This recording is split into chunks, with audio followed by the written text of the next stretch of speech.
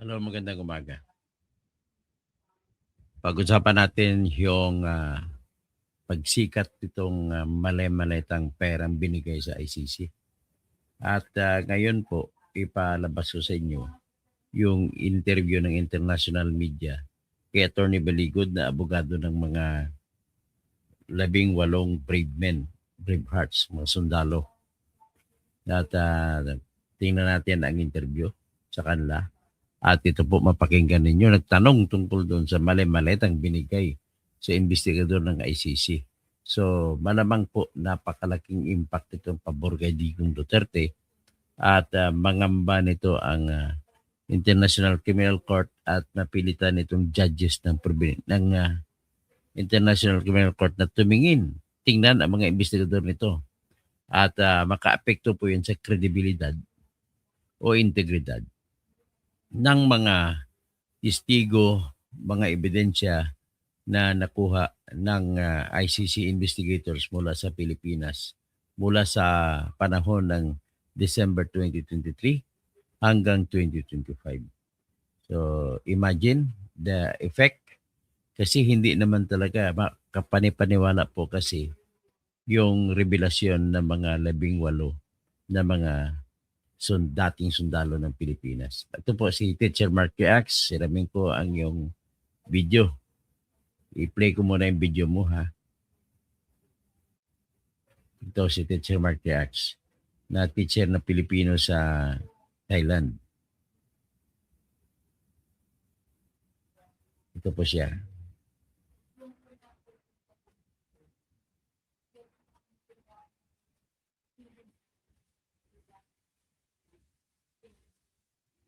Yan, medyo umiikot-ikot pa yung ating ano. Si Attorney Baligod ay napadpad na ngayon sa international news. Gagi. Ito. This is RT News, okay? And siya ay guest dito regarding the ICC. Ito, panoorin natin. All right, next on the program here on RT, to the International Criminal Court we go, where amid the body's charges against the former president of the Philippines, Rodrigo Duterte, 18 whistleblowers have come forward documenting a massive trove of cash payments being made in secret. Ano? Yari ka drilling. Cash trove daw, made in secrets. A Philippine lawyer has presented a sworn affidavit from 18 former armed services personnel of the Philippines who provided security amid the criminal investigation into President Duterte. The sworn testimony tracks bribes to foreign investigators with suitcases of cash covertly handed to them. As a reminder, Rodrigo Duterte was arrested a year ago upon his arrival to Hong Kong and transferred to The Hague. He's accused of crimes against humanity during his war on drugs between 2011 and 2019. Well, let's get down to the crux of the issue here. Crossing lines now. Marami po kami pinababalan. Tapos sinabi niya po na bumaliktad po kami. Levy Baligod, who presented a sworn affidavit from 18 current and former Philippine armed service personnel tied to this case in question. This is very intriguing. Mr. Baligod, good afternoon and welcome to the program on RT International. Yes, good afternoon, Mr. Rory Sochet, and good afternoon as well to all your viewers.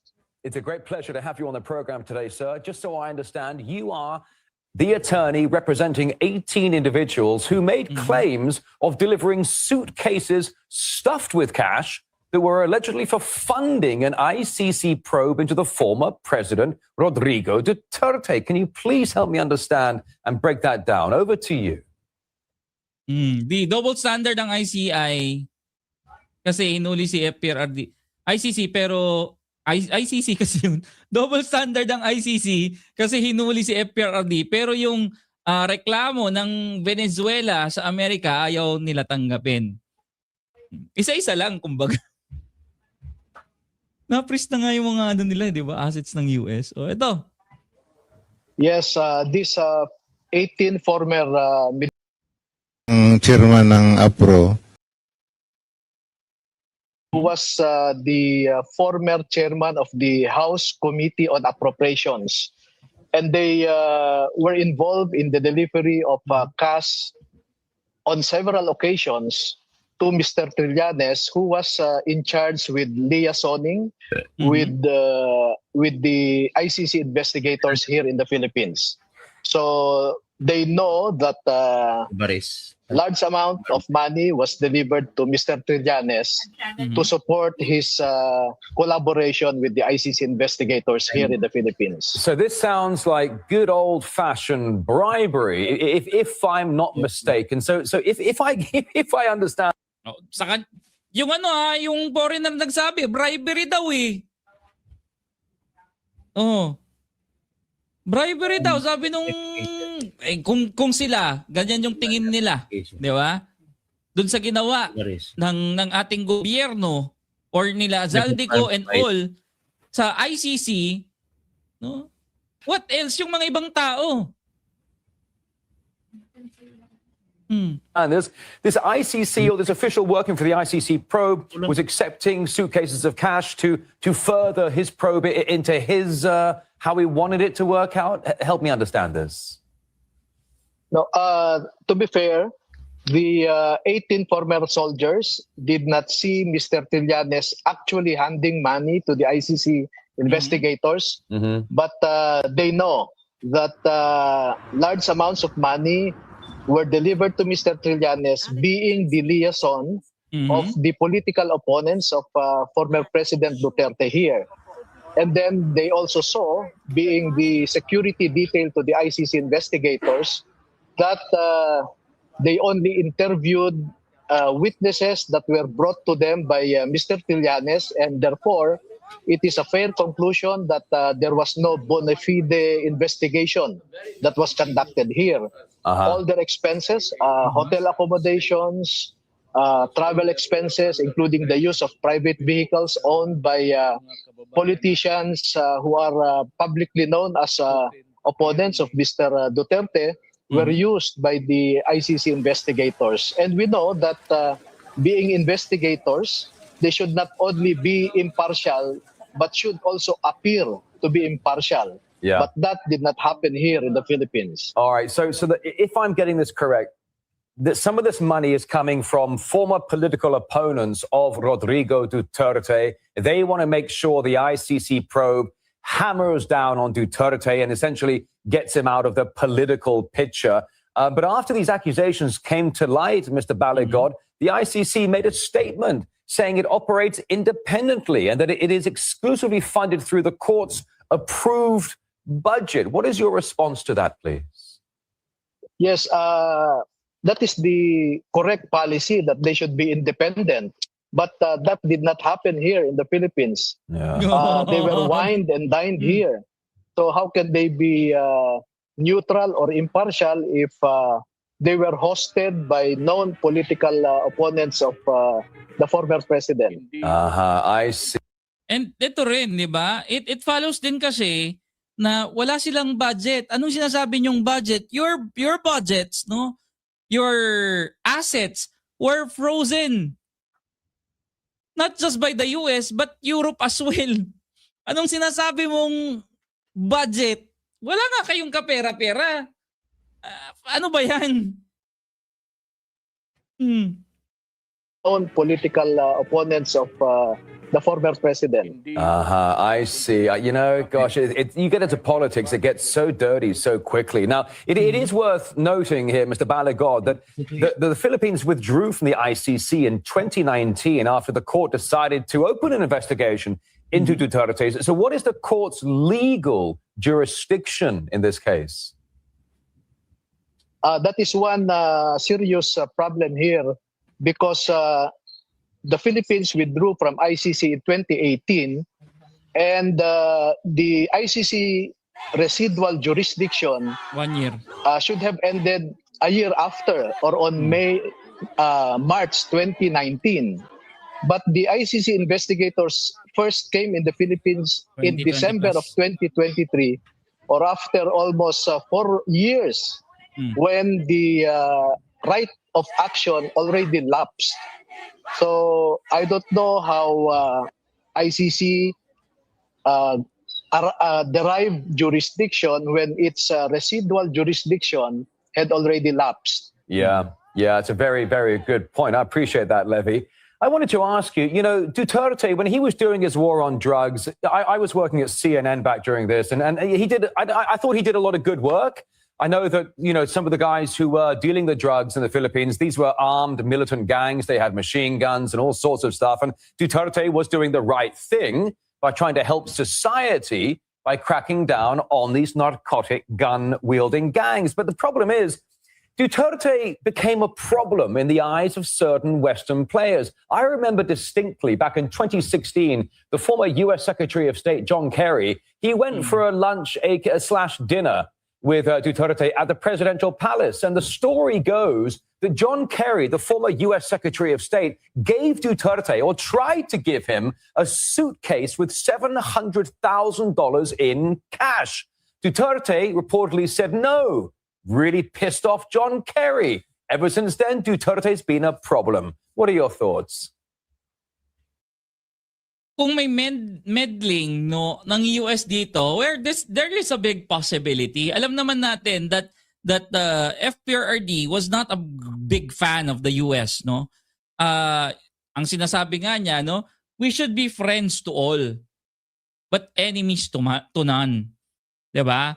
Kaya nga during the time of FPRRD, mas nag-extend siya ng hand niya, no, doon sa mga hindi natin kaalyado to make arrangements, no, na para maging magkaibigan tayo, which this administration lacks. Okay? This administration lacks because wala, kaaway na natin ng China, Russia, the rest. Okay?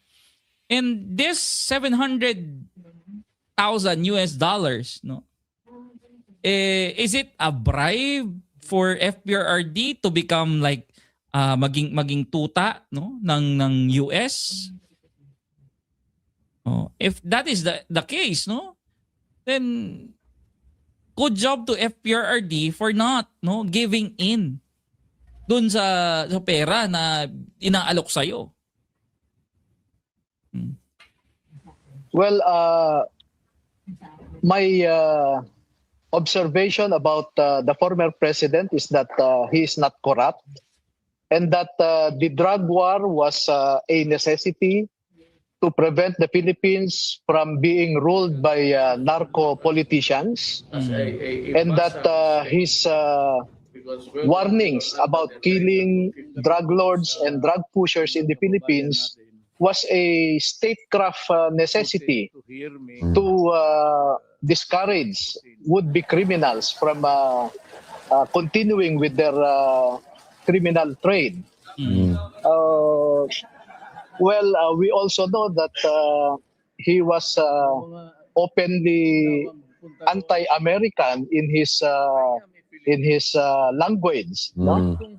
But he was just trying to push for an independent foreign policy, because we know that up to now the USA still has a strong influence that reticulates through our bureaucracy. But it's not just in the Philippines. I think that kind of American influence spans many governments around the world. Kasi big player, strategic din kasi yung location ng Pilipinas, kaya hindi nila maiwan. Although sinasabi nila that they gave us their as independence, no. They keep on meddling, no, sa affairs natin sa Pilipinas.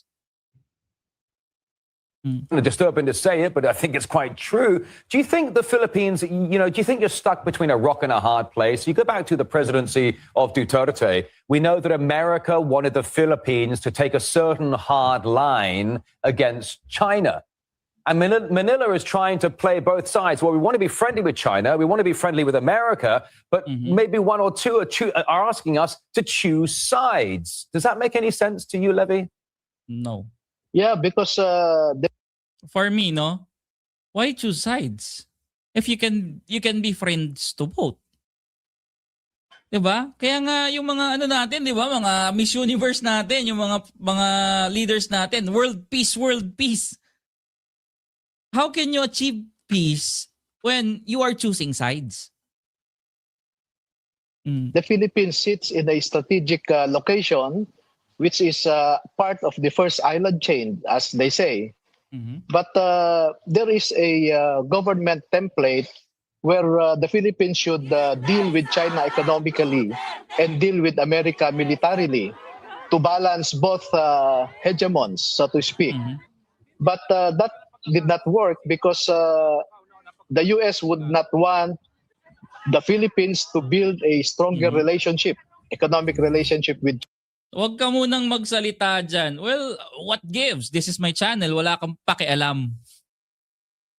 Hindi mo ko bitch. Ikaw yung bitch ko. Okay? This is my channel, so I have the rights to speak whenever I want.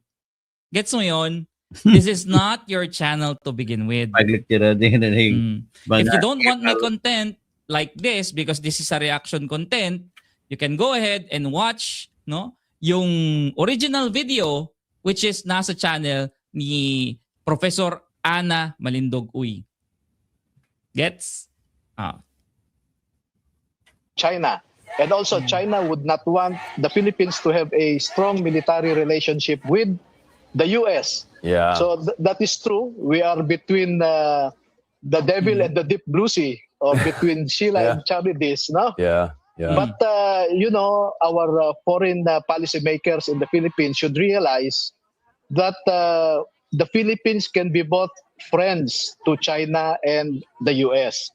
And the Philippines being a strategic, geographically strategic in the South China Sea, is already an obsolete concept when it comes to geopolitics, if I may say. Well, it's. I think you're absolutely right. You're for the Philippines really stuck between a rock and a hard place, between two of the biggest global players on the block. I think it's a very intriguing and somewhat disconcerting position to be in. But we're so grateful for your time. We're also grateful, frankly, for the former presidency of Rodrigo Duterte. But for the meantime, Philippine lawyer Levi Baligod, it's so good to have you on the program to shed some light on this complicated story. Thank you so much. Tama. Diba? For me, Okay, maraming salamat Mr. X sa paggamit ng iyong vlog kanina. Kagabi ko pa sana ito i-play pero nakita ko huli. Ngayon i-play ko naman po yung bagong interview sa mga 18 brave hearts o mga tinatagurian ko ng 8 dating sundalo ng Pilipinas na talagang may pagmamahal sa bayan. At ito siniwalat nila ulit, minintin nila, tinayuan nila. Ang importante ito, they categorically said that they are telling the truth nang binigay nila mga maletang mga pera sa mga mukhang pera na mga opisyal ng bayan. Kasama nito si Leila de Lima. Akala mo ni malinis. Kasama rin si Father Flavi Villanueva na akala mo makadiyos ng buong buo at hiniya pa yung Magsaysay Award na binigay sa kanya. At kasama rin dito lalong-lalo na si Tuta Soto na hinatiran ng mga sundalong ito ng 2 maleta na kung hindi nabababa sa 80 million. Hinatid doon sa Baclaran, katabi ng Baclaran Church ang kanyang opisina. At kasama sa elevator si Saldico, sinama yung 2 maleta at ibinigay kay Tuta Soto. Kaya si Helen Gamboa ng asawa ni Soto ay hanapin mo na po kay Soto yung 2 maleta na binigay ni Saldico. At kasama rin dito sa kanilang kinumpirma yung pagbibigay ng pera kay Sandro. Nagpa-selfie pa sila kay Sandro sa pagbibigay ng maleta kay Sandro Marcos. Nag-deliver sa kinumpirma nila, nag-deliver sila doon sa Ilocos sa bahay ni bakasyonan ni Bongbong Marcos. Marami pa silang ibang siniwalat. Nakakahiya na talaga ito. Nagtatakan lang ito ako sa mga kakamping at isa yan sa dahilan kung bakit umalis ako sa grupo ninyo. Yung kinakampihan lamang ninyo, yung tinatawag na si Marcos, kinakampihan pa ninyo dahil lamang sa inyong imbento na takot na magiging presidente si Sara. After all, ano lang yung iniisip ninyo, kumbaga premature yan. Pangalawa, there is no room for hypothetical syllogisms here in the Philippines. Kapag sa batas po yan, actual controversy ang hinahanap. Hindi po pwede rito yung imagined controversy. At hindi naman ibig sabihin na kung mamamatay tao yung tatay ni Sara ay mamamatay tao rin si Sara. At ang tapang na Sara na kailangan ng bayan na siya lamang makapagpakulong kay Bongbong Marcos sa pagnanakaw ng trilyon-trilyon. Ipapakulong niya lahat-lahat ng mga kasama ni Bongbong Marcos na nagnakaw sa kaban ng bayan. Kasama na dyan siyempre si Romualdez. Kasama na dyan lahat sila. At kailangan mabawi ang pera mula kay Saldico. Lahat-lahat. At ito po yung mga 18 mga sundalo na lumabas na at tatayo na sila laban kay Saldico. Lalaban din sila laban kay Romualdez at talagang ang pamilya na kahit nasa sadlak sa kahirapan ay mayroon pa rin sa kahit papano na mabubuhay ang kanilang pamilya na naipon na nila mga sweldo nila sa panahon na nagtatrabaho sila kay Saldico. Kaya pakinggan muna natin itong pag-sampal sa mukha ni Trillanes, kasinungalingan ni Trillanes. Itong isa sa mga tauhan. Kasama niya sa Magdalo, natanggalan ng 3 rangko pababa dahil sumama sa tinatawag na awkward mutiny. Tapos, ganito lang siya magtratar. Anong klase kang leader, Trillanes? Ikaw pala ikawatan numero 1 na leader. Pakinggan nyo to. Yung routine ng pagdi-deliver, yung regular, kay dating Speaker Romualdez.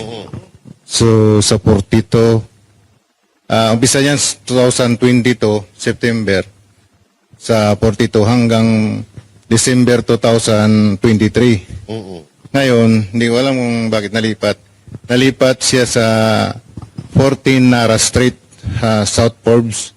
Doon na po yung sunod na imbakan. Yun pong regular na duty. Pag-deliver namin kay dating Speaker. Speaker Romualdez. Meron pa pong iba? Na Yung regular, personalidad? doon muna tayo sa regular. At saka yung madalas yung pinagde-deliveran. Siguro sundutan ko na rin, Banat Bay. Mm. Kay Speaker, simula 2022, tama ba? Regular po ito.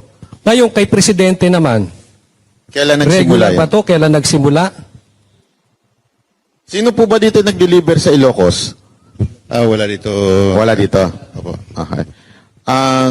Pero alam niyo po ba kung kailan din, gaano kadalas ang pag-deliver doon? At Kailan ilang nagsimula? beses? At kailan nagsimula? Hindi po namin direct na nagde-deliver kay BBM. Kasi po ang alam namin, dun sa kay Speaker, siya na po Okay. partida ni BBM. Yung sa Ilocos, Meron din dyan yung may participation yung ibang tropa, pero wala po dito. wala dito. So, Tama po ba kasi kung tama yung aking pagkakaalala, ang sabi ninyo ay nag-deliver kayo sa Ilocos, may one time pa nga eh. Hindi ko alam kung one time o gaano kadalas na si Sandro pa ang tumanggap. Nandoon siya. Tama po ba? At meron ba kayong picture with Sandro? Yung nag-deliver po, meron sila. yung nag-deliver, may picture kay Sandro? Opo. Kay... Tinanggap niya yung pera? Yung dineliver po nila. Kasi nagpa-picture sila doon sa bahay po. Okay. Kay ano po, kay Speaker Romualdez, may picture po ba kayo? Mostly kasi yung nagre-receive dyan, yung mayordoma po. Sa 42. Wala. May picture yung mga EA po. Minsan mag-picture nga umiiwas kami kasi hindi man kami iniisip namin na balang araw gawin namin ebidensya ito. Kasi sa amin po, trabaho lang. ano po, Hindi po magulo kwento nila. nakikita nyo siya personal, si Romualdez? Wala po siya sa pag mag-deliver po. Okay. Tundutan ko na rin yan. Sa dami-dami ng diniliberan nyo, sino yung nakikita nyo ng personal na politiko o government official? Yung talaga nakita ninyo. Kahit hindi tumanggap pero nakita ninyo. Sa townhouse naman, marami pong politiko diyan na pumupunta at nakikita po namin na paglabas nila, meron na pong dadala na paper bag, expandable envelope. Kasi yung dala-dala po nila, kami pong nagdala yan galing sa Horizon, pinakarga sa van para pagdating dun sa Saan yung townhouse. townhouse? Manila Polo Club Townhouse. Sir, sinong sila yan? Sinong nila? Sino-sino itong mga to? Marami po dyan. Mari po ba kayo magpangalan? Nang naalala ninyo? Sa akin nakikita ko dalawang beses si Senator, si Kong De Lima po. Dalawang beses ko siya nakita. Oo. Yung iba po. May bit-bit ba siyang expandable na, no? Meron po, meron. Ayun. Meron siyang bit-bit mismo. Siya mismo yung bumit-bit. Boss, linawin lang natin kasi ito nakikita natin sa social media, itinanggi ni De Lima. So gusto namin marinig sa inyo mismo na si Congressman De Lima ay nakita nyo na may bit-bit-bit-bit. Opo, sir. Ayun, malinaw. Kasi Baka ata siya congressman. No. Hindi pa. Pero anong nararamdaman ninyo? Sigurado naman napapanood nyo yung news, di ba? Ano yung nararamdaman ninyo na, eto nakita ko to diniliberan pero deny ng deny ngayon. Anong nararamdaman ninyo? Sir, yung may... Naiinis, sir. Nainis? Kasi parang kami pa yung lumalabas na mali. At sinungaling. Mukha nga inis si sir. Oo. Sino pa? Kasi hindi naman po namin sasabihin yun kung halimbawa ko lang po, sir, no? Ordinaryong mamamayan lang po ako. Paano ko po malaman yung bahay niya kung hindi ako napunta doon? Yun. Makes sense. Tama. Oo. Ito pa, boss. Di po ba, sir? Sino pa po? Ano yung nararamdaman nyo tuwing napapanood nyo sa TV? Itong taon to, deny ng deny, dinimanda pa yung abogado namin, talaga namang tumanggap siya. Sir, isa lang masasabi ko, don't shoot the messenger. Yun. Ayun. magaling. Ito, diretsuin ko na yung tanong siguro. Diretsuin ko na. Si Senator Soto, meron bang nakapag-deliver kay dito? Wala sir, magano kasi minsan ginawa niyang Itbulaga eh. Ang ganda sir, nung ako yung dyan, yung team advance. Ikaw. So, nauna kami sa area sa Baclaran, sa building, sa opisina yata dyan sir sa Baclaran. Ngayon, pagdating nila ni boss, ako nag-guide dun sa baba, kasi sa baba may daan dun sir eh. May elevator paakyat. So, pag dating nila, ginaid ko, tapos bumaba na sila ni boss, umakyat sa elevator, tapos yung ibang tropa, bumaba din, dadala rin ibang malita. Ako, yung dalawang malita mismo, dadala ko, tapos tinulak ko para makasabay sa kay boss, paakyat yung dalawang malita. Sandali, sino itong boss? Si Saldico? Sino yung boss? Si Boss Saldico po. So, kasama si Saldico na nag-deliver kay Soto? Opo. May nagsalubong lang na Elevator. sa elevator, tapos kasabay niya paakyat. Tapos yung malita, kasabay rin po. So, sinong tumanggap? Sino tumanggap pagdating sa taas? Kasi hindi na kami umakyat no sa taas. So yung mga boss na lang ang nag-usap? Opo, kasi building po ni Senator Soto po yun. So, pero okay. Building ni ito pong building na to kay talaga, confirm kay Senator Soto. Opo, kasi nakalimutan ko pero may pangalan doon sa taas eh. Baka tanggalin na nila yun. Hindi ko na alam sir. Kasi ang ginagawa niya Itbulaga eh. Pero ikaw, di ba, nakita mo mismo yan. Sa sarili mo, ikaw mismo nagbitbit ng dalawang maleta. Ano nung nakita mo sa news na dumidinay si Soto? Anong nasa isip mo? Sa isip ko sir, parang natatawa lang ako sa sinasabi niya na baka hanapin ng misis niya yung malita na yon. Pero sa akin naman, hindi naman ako magsabi ng sinungalingan kasi ako mismong nag-abot kay boss Pasabay dun sa elevator. Kung ano, alam mo, kung totoong di umano nag-deliver kay Soto at hindi alam ng asawa, saan kaya napunta yon? Ay, yun lang. Oh, yari tayo dyan. Ha? So, sino naman yung kumuha sa Bucor? Yung, di ba, meron daw ng galing na pera mula dun sa Bucor tapos dinala sa bahay ni Zaldico? Dinala po sa basement 3, sir, sa Shangri-La, sir. Basement 3 ng Shangri-La. So, from Bucor? Hindi ko po alam sigurado kung sa galing sa Bucor mismo, sir. Paano mo, hindi, I mean, saan mo kinuha? Bali, diniliver po, sir, ng 2 sasakyan, sir. 8 malita, 4 na large, saka 4 na medium size. Medium. Hindi, paano mo nasabi yun na, Kasi yung nagmi-meeting, sir, si Bucor Katapang at saka si Boss Saltico doon sa Shangri-La, sir, sa High Street. Nagpasama po si E.E. Paul Estrada, sir, na kung pwede pakisamahan siya para i-diskarga yung mga laman ng pick-up, yung mga 2 sasakyan, sir. So, linawin natin. So, may meeting si Zaldico at saka si Katapang. Yes, sir. Kanino yung sasakyan na pinagkuhanan ng maleta? Sa inyo ba? O sa hindi nyo sa Hindi sa amin, sir. So hindi galing sa inyo, nagpasama lang si Paul para kunin, tapos inilipat. Iniakyat namin sa number 56 Horizon Home, sir, sa condo unit ni Boss Saldico.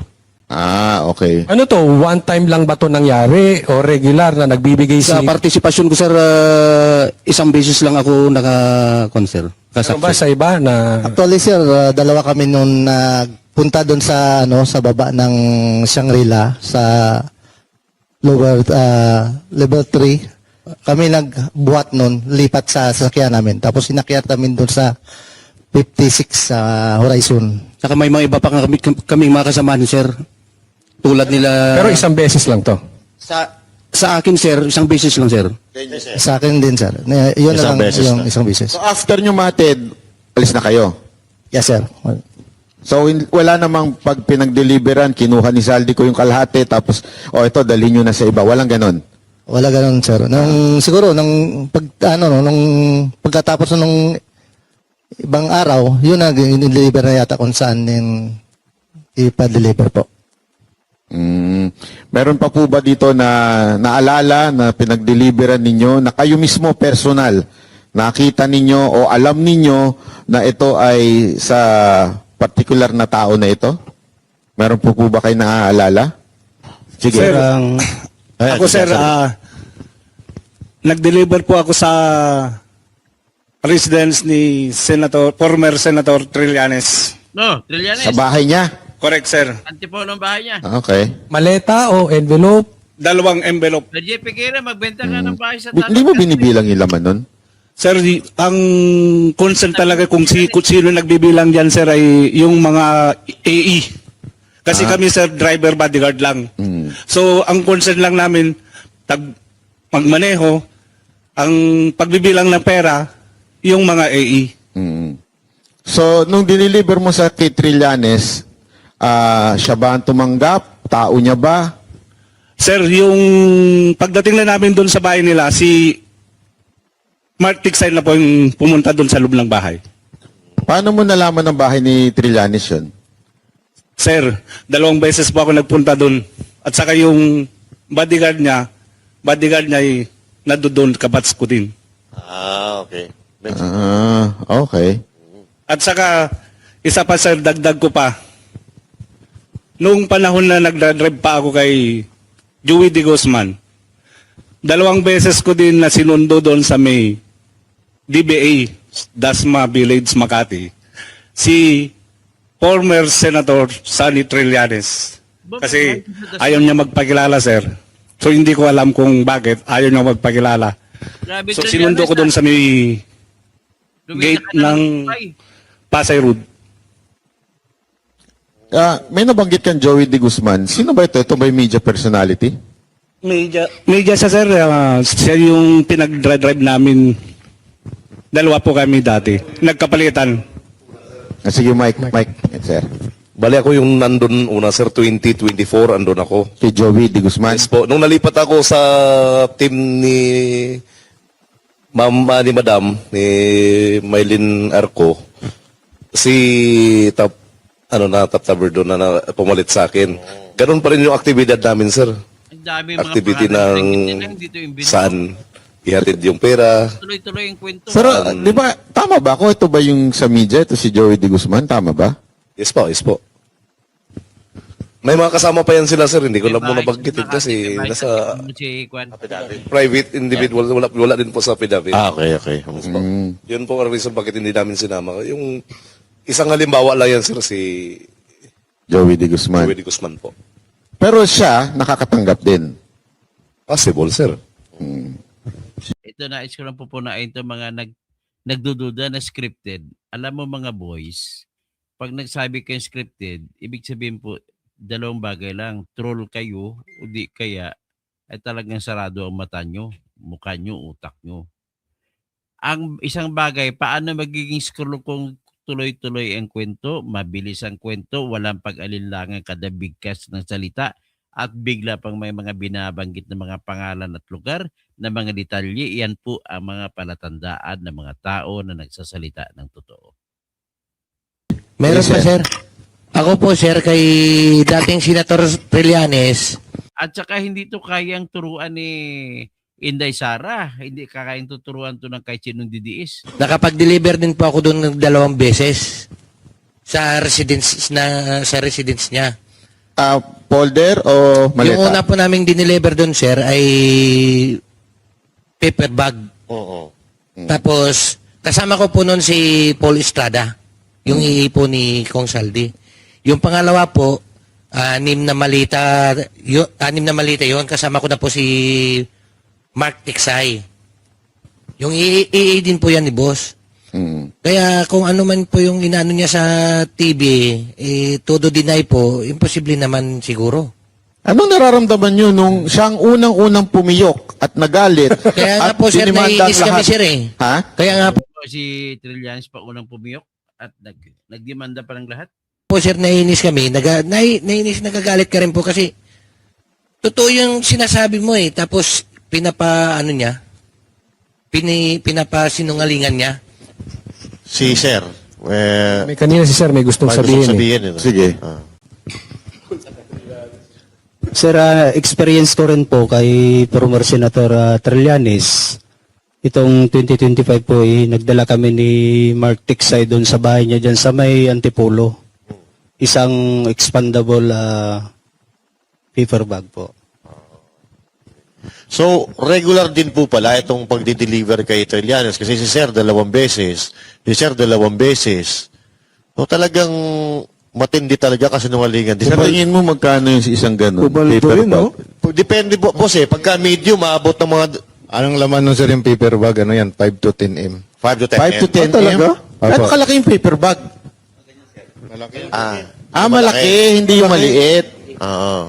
Makapal sa paper bag dyan. Malaking paper bag. Ang sarap ng buhay ni Trillanes. Minsan nga, sir, napupunit pa eh. Minsan nga po napupunit pa. Sa paper bag. Napupunit pa sa bigat. Aba, malupit pala talaga ito si Trillanes Sinungaling po talaga yan si Trillanes eh. Bakit po? Paano po hindi sinungaling? Kasama ko po sa Magdalo. Biro mo nung tinanong siya ni Ma'am Jessica Soho na bumaliktad daw ako. Nung time po na yun sa Oakwood, pinababa po kami ng junior officer niya. Marami po kami pinababa nun. Tapos sinabi niya po na bumaliktad daw kami. Nakulong po ako ng 2 taon. Nalagasan po ako ng 3 rangko na pinaghirapan ko po ang spot promotion sa Mindanao yun. Kasi naniwala kami sa kanya. Naghirap po yung pamilya ko noon. Kaya wag niyang sabihin na bumaliktad ako. Napakasinungaling niya talaga. Totoo ba yung sinasabi ni Pierre Ardi na yung mga Magdalo daw, pinitik yung mga kutsara tinidor dun sa hotel? Hindi po totoo yun. Actually, yung building na yun, walang nawala po yun. Kasi kami po mismo, pinaglaban namin yung corruption noon sa loob ng armed forces po noon. Kaya naniwala kami sa kanya noon. At actually, yung Magdalo po, buwag na po to eh. Halos wala na pong naniniwala sa kanya dahil sa kasinungalingan niya at saka yung tumatanggap siya. Siya mismo ang gumawa ng ganyan. Ang pinaglaban namin is corruption. Anong pakiramdam mo nung siya ang unang-unang dumideny kahit alam nyo may na-deliveran? Di ba, unang-una, nagdemanda ka? Siyempre, ano po ako nasasaktan ako bakit nagawa niya yon. Samantala yung pinaglaban namin, corruption. Tapos ngayon, siya mismo ang gumagawa. Yun. Oh, grabe, no? Matindi pala to si Trillanes. Matindi pala to si Trillanes. Ay, si Seth, di ba, may nasabi, nagsalita na ba? Sige. May dagdag ko pa rin po sir doon sa pagde-deliver ko ng mali-malitang pera doon sa bahay ni Congresswoman Kimbo sa Quezon City po. Sa bahay niya mismo. Maleta rin po yan. Opo sir, mali-malita po. Siguro kwan talaga po yun, marami po. Hindi lang 10 o 30, mga 50 pa na malita kasi may coaster po siya doon na kulay itim. Punong-puno na po yun Nililipat na rin doon sa ibang sasakyan. Di kaya doon sa loob ng bahay niya. Saka may picture pa po na ebidensya kami. Sir, maalala ko rin, nag-deliver kami sa Guado. Pinasok yung mga malita doon sa bahay ni Kung Romualdez. Pero hindi na namin alam, sir, kung para kanino po yon dahil sila Mark Tiksay po at saka si Paul Estrada yung nagpasok talaga ng malita. Ang partisipasyon ko doon, tumulong po ako na nagbaba, then sila na po yung nagpasok ng mga mali-malita na yun. So, ibig sabihin pala, mga boss, ano lang, yung hanggang doon may limitasyon hanggang paghatid nyo lang. Tapos Opo, hindi nyo na alam kung ano nangyayari sa loob. Opo, sir. Okay. Balikan lang po natin, no, yung regarding sa impeachment ni VP Sara Duterte. Kasi ito po ay bali-balita na may mga congressman na nakatanggap ng pera galing kay Romualdez or galing kay Saldico para i-impeach si VP Sara Duterte kapalit ng perma. May ano po ba kayo doon? May experience po kayo doon? Kahit sino po, pwede mong salita. Yung sa gano'n naman, sir, hindi, alam, kami nang nagdi-deliver, no, nagdadala ng pera, pero yung nagdi-distribute, hindi na namin alam kung para kanino yan, sir. So, sa madaling salita, parang hindi nyo naman alam kung para saan yun. Kasi confidential yung ginagawa nila sa mga ganyan Si Mark at Paul na yan ang may alam po dyan. Alam mo, napansin ko lang sa kanila pag sumasagot sila, kung ano lang yung alam nila. Hindi sila nagdadagdag bawas. Dapat ganoon talaga. Oo. Kasi yung iba talaga Iba, binabawasan yung sinasabi nila o kaya dinadagdagan. Sila talagang honest kung ano lang yung nalalaman nila. Yes. So baka may tanong ka. Ano po, ito, dahil dito sa mga nilabas niyong to, dahil buong mundo, buong Pilipinas nakatutok sa inyo. Meron na kayo natatanggap na banta o death threat sa inyo? May pwede po bang Paano nyo ito nilalagpasan? Oo. Pag yun sharing technique nyo pero paano yung ginagawa ninyo? May na ba sa inyo? May nagbi-message? May Nakatanggap na ba kayo ng death threat? Yan. Yes, para sa akin sir, kanina po ng umaga po. Bali tumawag yung parents ko sa akin sa Mindanao na may naghahanap sa akin na 3 tao. Inaalam kung saan na daw ang pamilya ko ngayon. At kung kailan ba daw kami ako nang wala doon sa lugar na yon, sa bahay na kinalakihan ko. Sinabi ng, I think, barangay Kagawad doon, na matagal na yun siyang wala dito. Nag-asawa sa malayong lugar, tapos matagal lang hindi umuwi diyan sa lugar na yan. Yun ang sinabi ng kanina doon sa kaninang umaga lang po. Yes po. Sino po yung may experience na naka-receive ng pagbabanta or death threat sa inyo?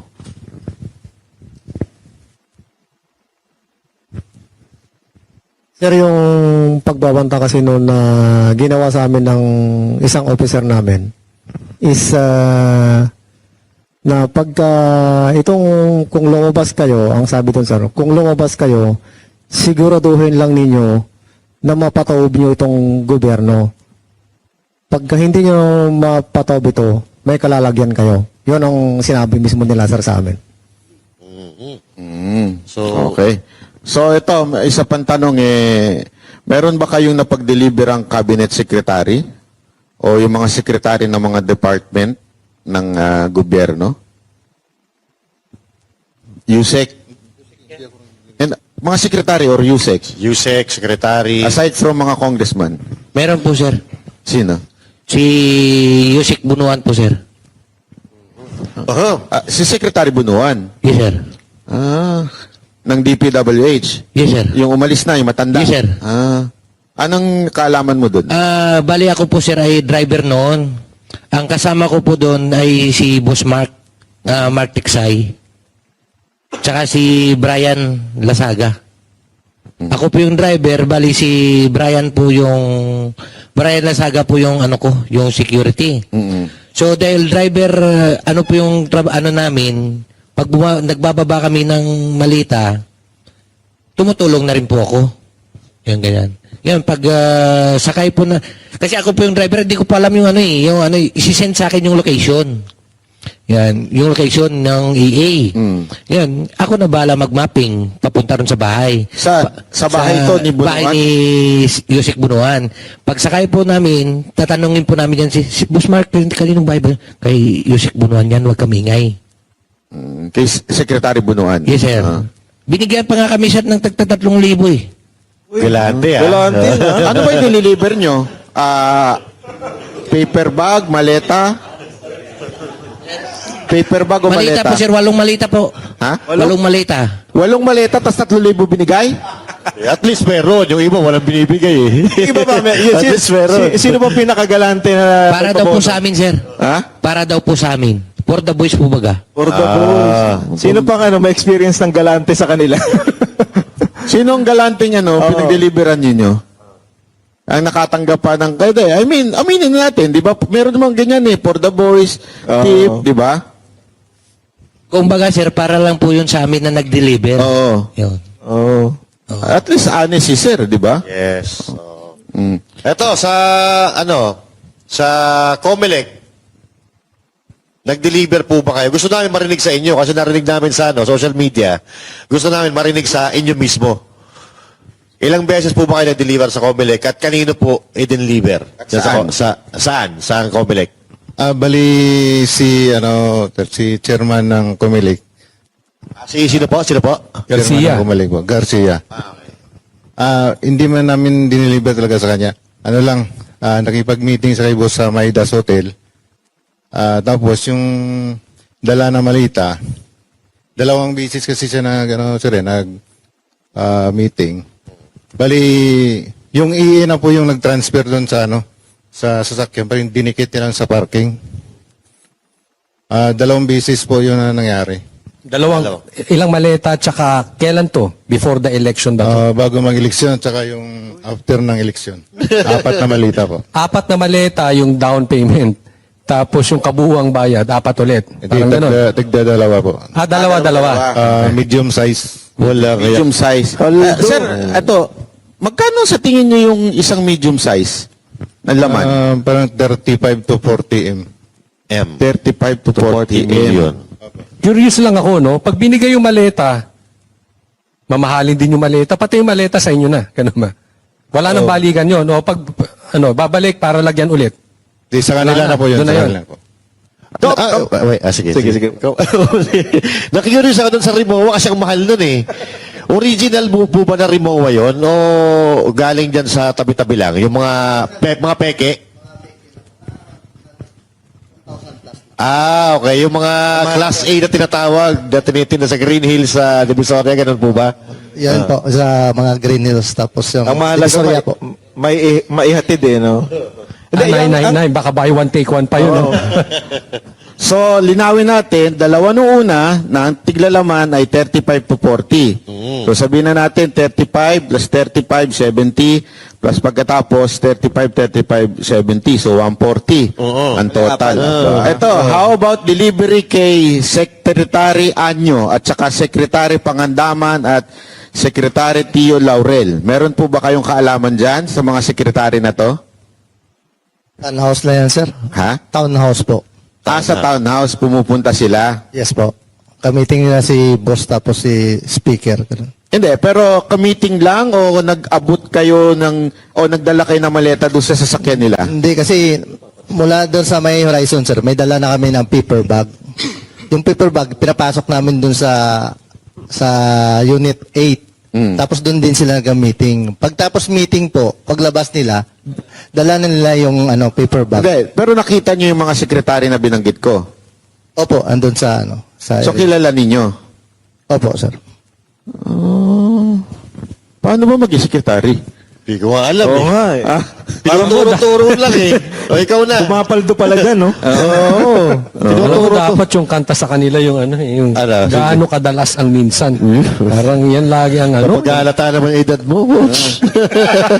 Ayun, so, Sa Quadcom. Ayan, sa Quadcom, meron bang nakapag-deliver sa inyo? yung nakapag-deliver sa House, yung mismo sa Kamara, sa Congress. Sa amin, sir, sa team ni boss, halos naman na alam naman na may dala kaming pera, paper bag.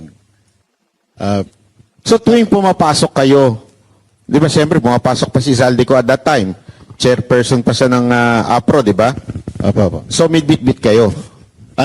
Galing sa Horizon Homes po, ikakarga niya sa sasakyan. Dala-dala na po sa Congress. Tapos iakyat namin doon, yung EA na po yung mag-distribute. Ano to, maleta o paper bag? Yan po. Paper bag. So pinapasok nyo, saan nyo pinapasok sa Congress? Pagka inaakyat doon sa opisina ni boss. Hindi, saan kayo dumadaan? Kasi Sa maraming daanan helipad yun po, eh. helipad. Sa helipad, sir. Sa helipad. Yes, sir. Doon Tapos may CCTV doon. Mayroon, sir. Opo. Kasi ito yung VIP, di ba? Yung helipad. Ang dumadaan lang dyan si speaker eh. At saka yung mga friends niya. Yes, sir. Di ba? Tapos diretso yun. So, Pero minsan din, sir, doon sa kabila sa 325, kasi dalawa yung opisina ni boss eh. Sa 325 din po. gaano kadalas yan? Anong Quadcom po? Pag may every na mag-meeting, meron pa kaming dadala. So pag may hearing, may bit-bit kayo. Opo. Hindi nyo lang alam kung saan na napupunta. Pagka labas ba ninyo, bit-bit nyo pa rin yun? Hindi na po. Alam ko sa mga member po ng... Kaya pala ba sipag si Paduano mapakontempt? Grabe. Hoy, Stephen, Paduano, ang lakas mapakontempt, malaki pa binibigay sa iyo. Quadcom po ibibigay. Teka muna, tanungin natin to Quadcom, no? Kasi gusto natin to eh. Parang mainit ka sa Quadcom. Hindi naman. Kung may meeting ang Quadcom o may hearing, ilang maleta, lahat ba sila o panggrupo yung ibinibigay ninyo? Maleta ba? Folder? Paper bag po, individual naman pagbigay sa kanila. Yung iba na hindi na hindi na bibigyan sa townhouse na po. So yung pinapasok ninyong paper bag, 4 million ba o mga 2 million lang? Ano po yung laman minimum po 5 to 10 M po. Magkano? 5 to 10 M. Ang isang envelope. Hindi, isang paper bag. Isang paper bag. Yung expendable envelope, bali 2 M lang yung laman po nun. Kunwari, Gaano kadami yun? Yung paper bag? Marami naman po. Marami. Kaya pala sipag nila hearing. Pwede araw-araw. Pumapaldo pala. Oo nga eh. Ito. How about Senador Escudero, Ligarda, Erwin Tulfo, at gaano kadalas? Doon po sa kay Senator Ligarda po doon sa bahay niya. Sa Batangas? Sa Forbes. Dito. Sa Forbes. Opo. Kasama po mismo si Kong Saldi nun, sir. Nasa Ano to, senador siya o congresswoman pa ng time na to? 2024 po yun, sir.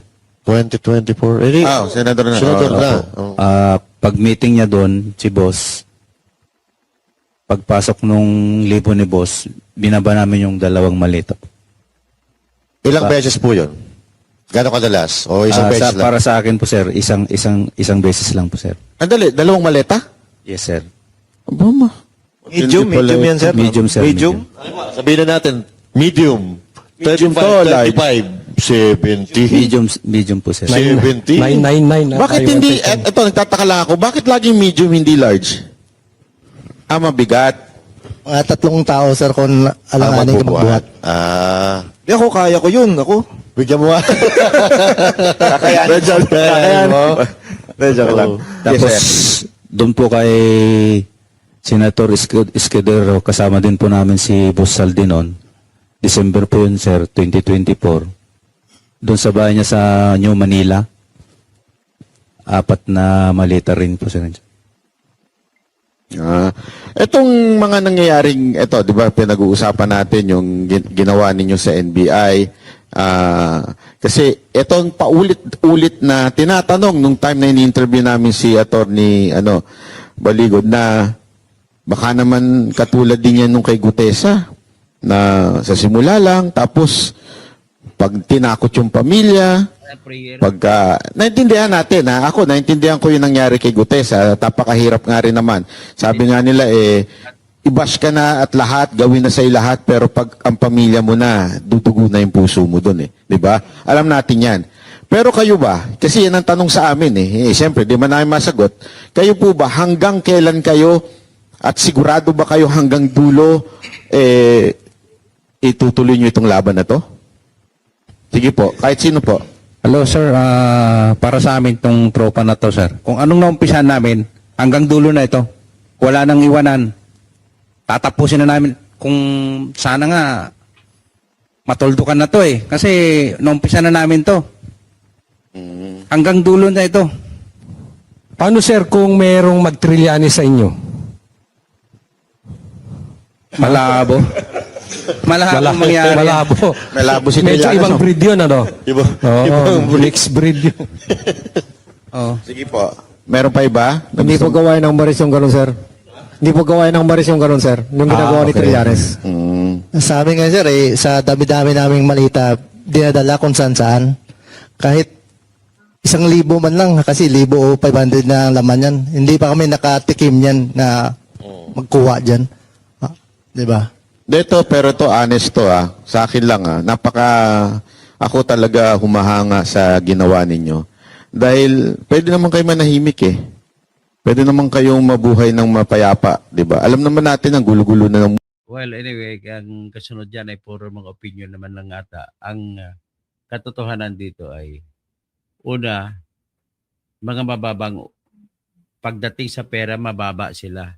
Kumpara sa kay Dilema, kumpara kay Trillanes, kumpara kay Marcos, Sandro at saka BBM, kumpara sa mga congressmen na binabanggit nila, kumpara kay Stella Marikimbo, kumpara sa lahat, mga matataas yun. Ano ang mapapala nila kung nagsalita sila laban sa mga taong may kapangyarihan? Di ba? Problema sila. So ngayon, kahit na alam nila na delikado ang nalalagay sa kanilang kalagayan sa pagsasalita, magsasalita ba sila diyan kung walang masidhing motibo sa paghahangad ng katarungan? Yan po ay mga Marine na sasanay sila, sinanay po sila at lahat ng mga pagsasanay ay binigay na sa kanila ng pamahalaan, kaya naging Marine sila. Kaya nga ang kasabihan, tell that to the Marines. Kasi ang Marines ang tinuturo na pinakamataas ang integridad sa lahat ng klase ng sundalo sa mundo. Kahit sa Amerika, tell that to the Marines din. Kahit yung mga South Korea, may Marines din sila. Ibang klase po. Sa Mexico, nagkaroon ng problema ang police station sa buong Mexico. Anong nangyari? Kinuha ng Mexico nang tinanggal ang mga lahat ng drug cartel ay mga Marines muna ng New Mexico ang pinatayo sa lahat ng police station. Ganon po kataas ang tiwala ng mundo sa lahat ng mga lahi ng mga Marino. Okay? So with that, I do not need to belabor the fact that they are true. They are telling the truth. At no amount of accusation that they are the product or being funded by people supporting the Dutertes ay hindi po magbabago ang kanilang kwento. Narinig nyo naman tuloy-tuloy po ang kwento. Detalye por detalye, tinatanong sila ng diretsahan din nilang sinagot. Kaya abangan na lang natin yung pagdalo nila sa March 17 doon sa NBI. Okay? Hanggang dyan na lang at maraming salamat po sa inyo at pakilike lang po. Kung kani-kanino man kayo kumakampi, nasa inyo na po yan. Maraming salamat po sa inyo lahat.